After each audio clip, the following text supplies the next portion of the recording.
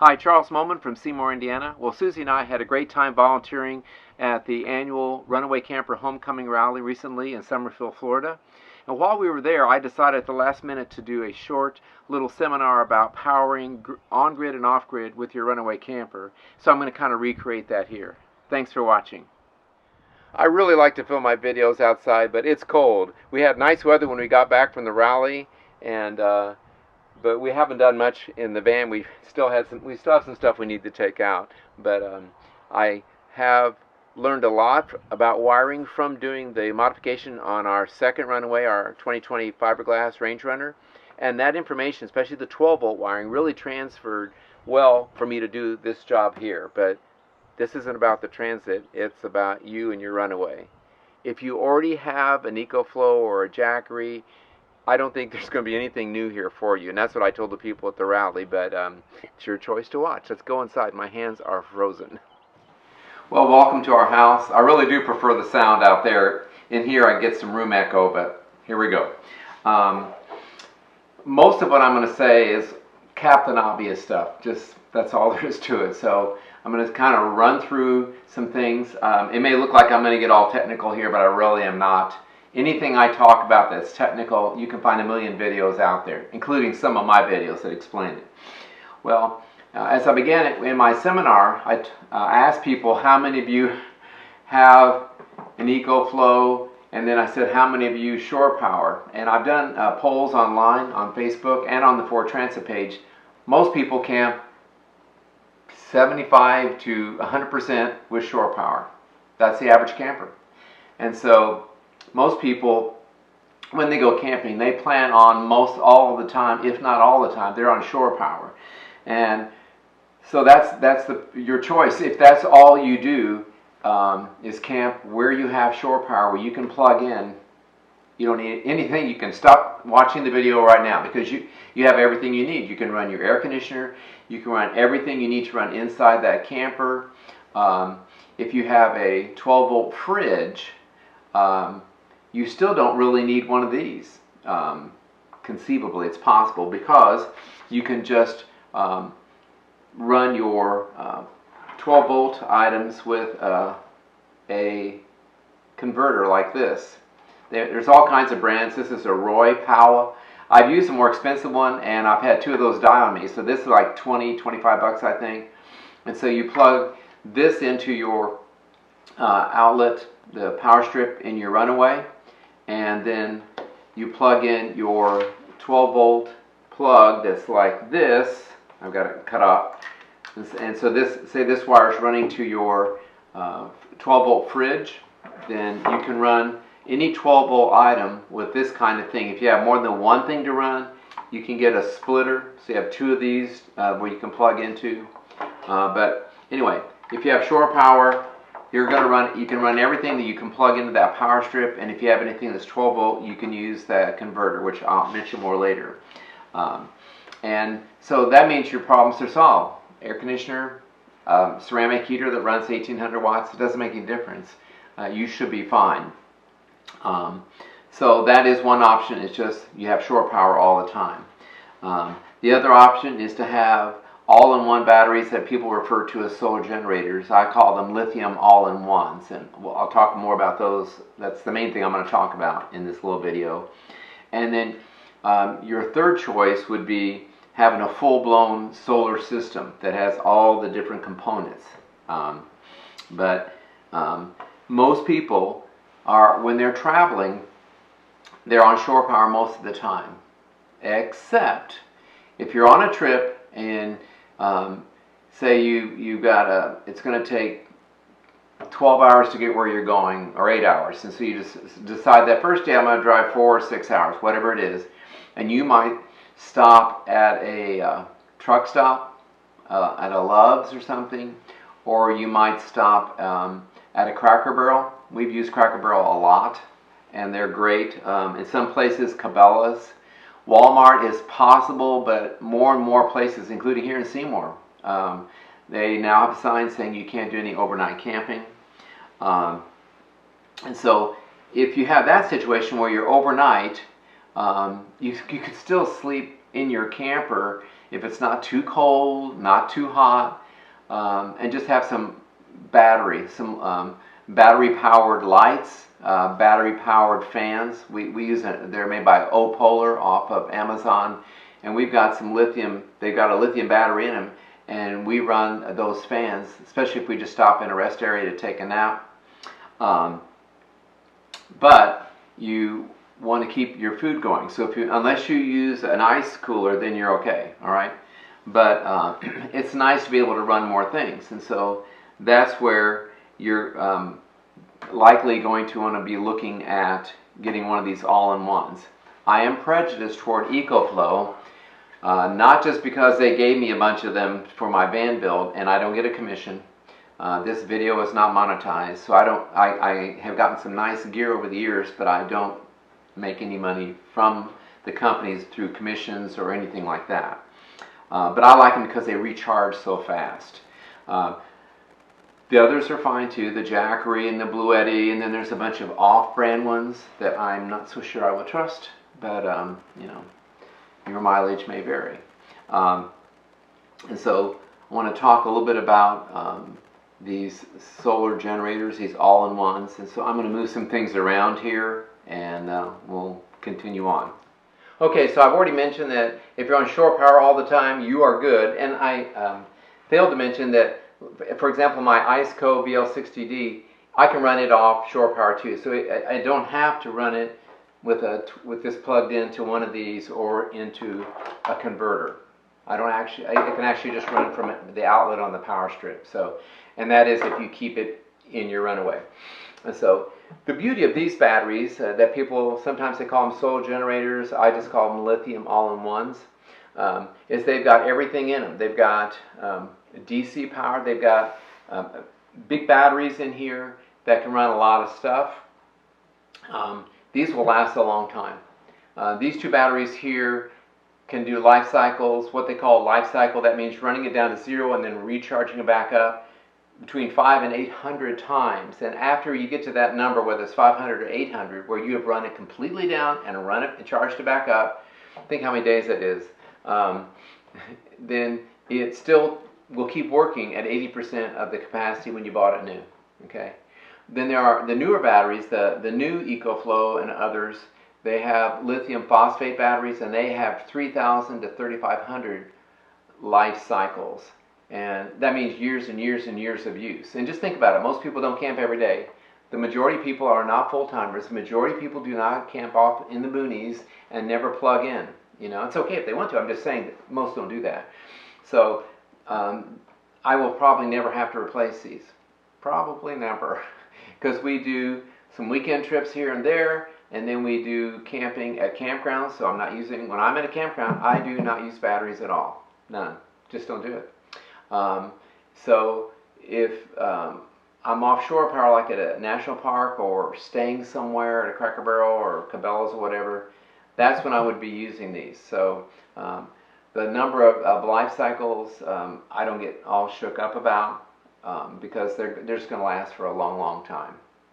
Okay, I mentioned that I'm prejudiced toward Ecoflow, and here's why. They can recharge so much faster. This is a little over 200 watts, this is 1300, this is 21. All of them, from 0 to 80%, you can recharge them in about an hour, maybe a little less. If you charge them all the way up, add another 20 to 40 minutes at the most.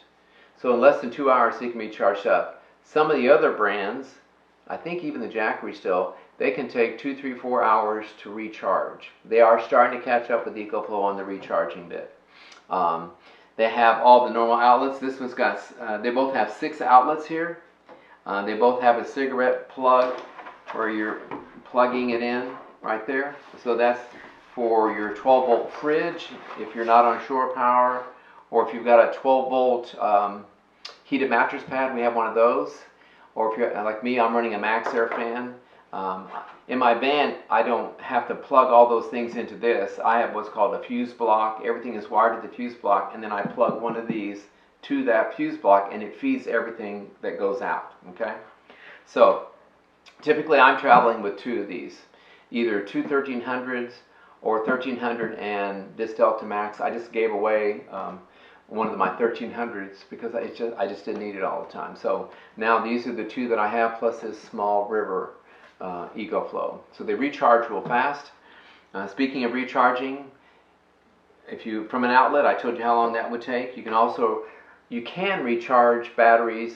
Plug this into your cigarette plug in your car, and this has what's called an XT60, and it plugs into the plug on these. I strongly urge you not to do that with these big ones because they want to pull so much power.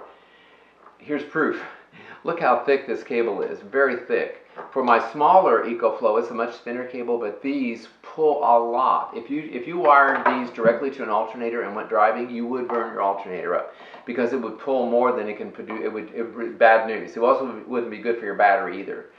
So I don't use this when I'm driving. I have in my Transit, and some people put them in their car. It's called a DC to DC converter. I think I spent $300 for the unit and installation in my Transit, and it's wired up to my battery system, and it controls how much power is sent to these if I have it plugged in to that DC to DC converter charger, DC to DC charger.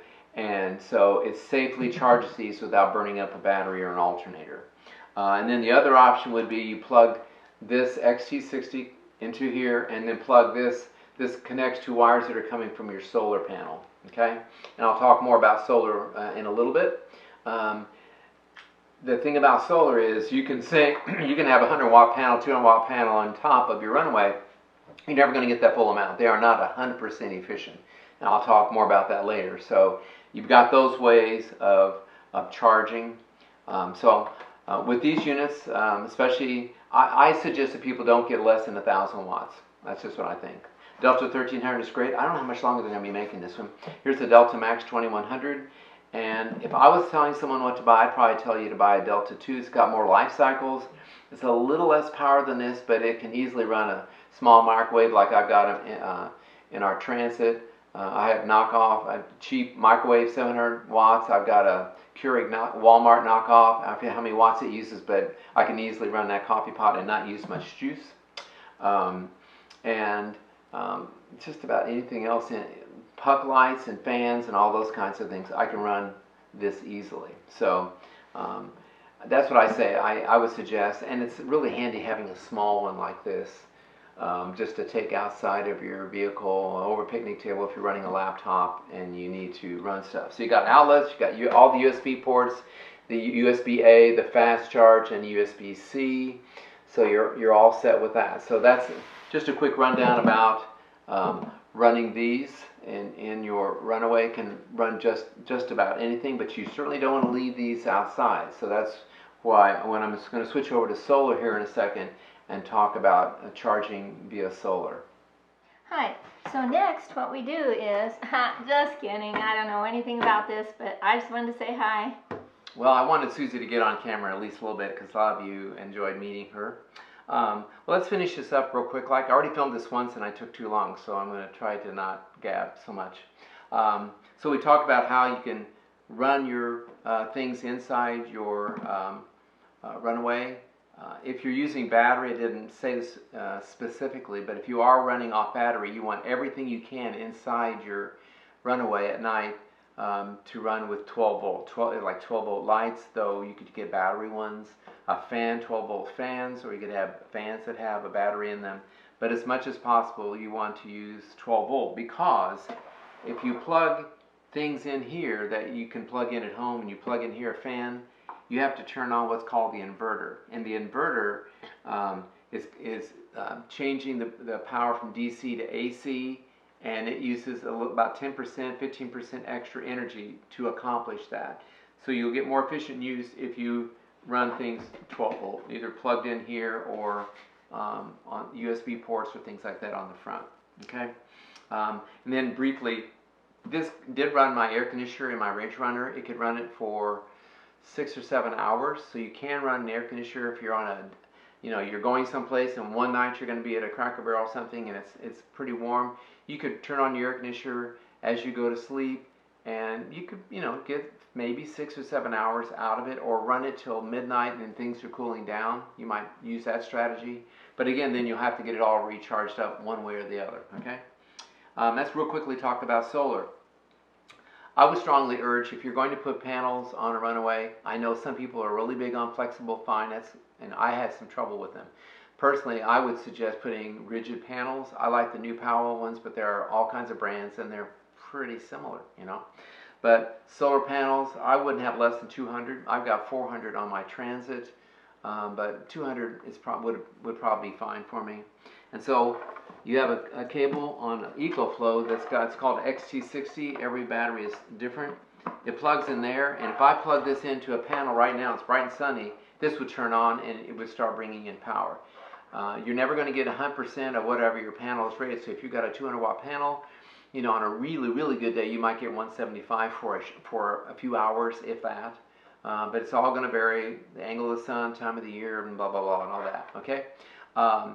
So pretend this goes to a solar panel, and so it's male and female, so you got cables coming from the solar panel, male, female, you plug them in, that's it. So if you are at a campsite and you're hanging out there, then you could have if you have the flexible, I had 4 panels, but I didn't like to haul them with me. It's just a pain setting them all up and then having to turn them to get the angle right. But some people really like using the flexibles, and you can do that. Plug them in, but you can't leave them. I would, you know, if you think you're going to leave this and solar panels out and then go hiking for 5 hours and come back, you probably won't have, there's a good chance you won't have anything left, unless you got a neighbor who promises to watch it every minute, okay? So that's where I tell people, if you want to be safe and you want to charge up your battery, either while driving or leaving your camper on site, you're really going to have to, one way or another, drill a hole in either the front or underneath from the bottom. With the one-piece roof that's on the Runaway now, personally, if I owned one, I'm not sure I would do that. Okay, I would either bring it down over the front and use those square sticky back cable tie holders, and then you could put some of those to hold the cables tight and have it going through the front. You might even be able to drill a hole where your power comes in. You might be able to run them through there, maybe, or go down all the way underneath, drill a hole, and have these entering your Runaway cabin. And that way, while you're driving, or if you're gone camping, then you're feeding solar power through the wires into your safely locked inside camper. Just be aware of this. If you're going to drill a hole, it's either, if you have a cables like this, and you would probably have a much longer one, then you're going to have a hole this big, fit this one through, then fit this one through. Oh, now you're in, okay? And so now you can plug them in. So you'll need some way, a gasket, or just seal it permanently with silicone. Yes, silicone can fail, wear out eventually. Peel it off each year and put fresh on. Ooh, that was hard. But some people will go, it's going to leak, guaranteed. No, not if you keep it sealed. Just keep checking maintenance. If you do maintenance on your vehicle, do maintenance on your Runaway. What I would suggest is, if you want to be as intrusive, the least amount of intrusive, is you got these, cut them off. Now you've got bare wires, and I'm not going to show close-ups of this, but you can get a solar kit. There's a million videos. I think I might even have video. Those bare wires fit over these little, I guess I call them terminals or whatever, and the wire goes in there, and you squeeze them down either with pliers or with this tool, and then this goes inside these, and so now you've got those bare wires to these metal things, and then you've got inside your camper now, just these wires are coming in, and then you've got new ones that you put on. Now you connect, and you're good to go. So it's kind of your choice. This is what you're going to have coming already pre-made, and then coming from your solar. I suggest cut the ends off, bring the wires in, seal around it. Some people use a box or what's called a gland. I would just use the wires, but do whatever you want. And bring them in, and then those wires you're going to add new ends to, and you're fine. Okay, so just be careful, don't leave things out. But that's how you're going to use solar with your Runaway, unless you have a panel on your tow vehicle and you have wires running into your car, your truck, or whatever. So there you go. Not a huge amount of detail, just some thoughts about how to power everything in your Runaway. And thanks for watching.